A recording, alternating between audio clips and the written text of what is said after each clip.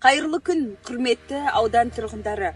Сәкен Сейфуллин атындағы орталықтандырылған аудандық үлгілі кітапханалар жүйесі мен жастар ресурстық орталығының бірігуімен бүгін нашақорлыққа қарсы күрес атты акция ұйымдастырып отырмыз. Ендеше кеттік.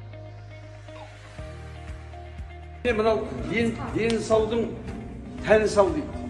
Яғни темекі тарттау керек, насыбай аттау керек, анаша егілмеу керек және тарттау керек. Наркоман болмау керек. Зияны туралы бет алысында.